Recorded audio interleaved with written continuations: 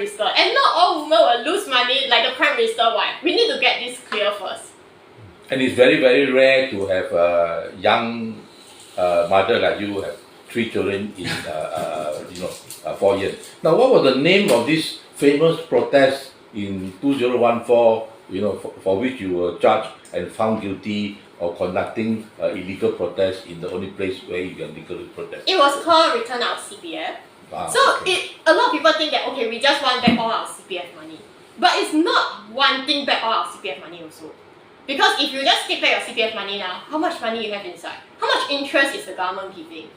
So when we say that okay, FTX is losing money, the IB, the Internet Brigade, their first response is, oh, just because the FTX is losing money, actually Temasek, GIC is earning a lot of interest, a lot of profit, very, very high rate of returns, okay? So the thing is, if let's say they are generating such a high rate of return, and according to all other countries in this world, all other countries, they will give this return back to the people. And like Lee Kuan Yew's era, our CPF interest rate was 6.5%. So why did it drop to 2.5%? So this is the issue over there. We need to get back our CPF returns as well. If I put in $10,000, the AGC wants $20,000. If I have $20,000 inside my CPF, at a rate of 2.5%, 30 years later, what is the amount? At a rate of 6.5%, 30 years, 20 years later, what is the amount? So this is a very big difference, and because it is compounded over the years. So if let's say we have a 6.5% interest, we can actually pay off our houses early, we can retire early. But it's because they give only 2.5%, and the rest they say admin costs or whatever, they keep it in their own, to lose in FTX. Then these are the issues that we Singaporeans should raise.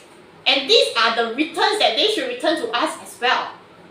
Because if you return me my CPF money now, then what about my returns that have been inside for a long period of time? You see, at the current interest rate, when inflation has gone up so much, interest rates have gone up so much, right? What's the interest rate today? Easily 3.5 to 4 for a property loan.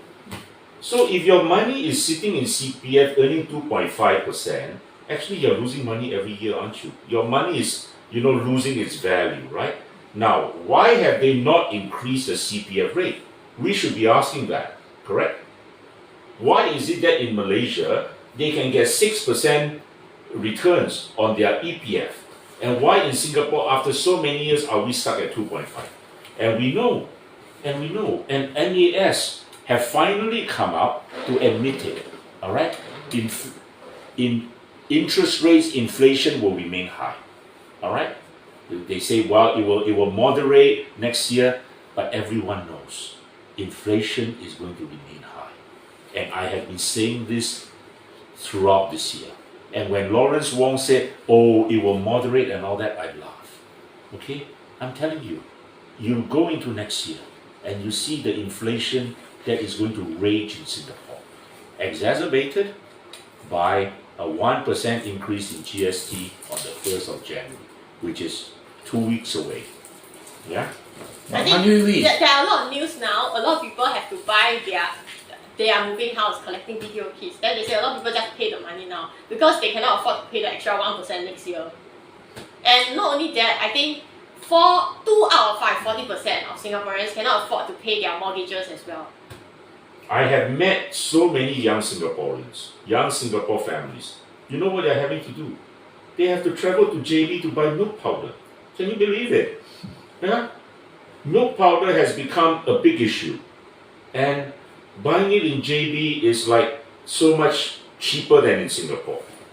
So seriously, next year, you're going to talk about high inflation, high interest rates. You're going to talk about a serious problem of food as well. Yeah. Now, Hui Hui, in your famous to return our CPF illegal protest when the trial started, I understand you had no lawyer, no legal representation, right? So you went to court without a lawyer, right? Okay. Now, Lim Tian, it's well known that you have done many pro bono cases, So why do you do so many pro bono cases? Oh, well,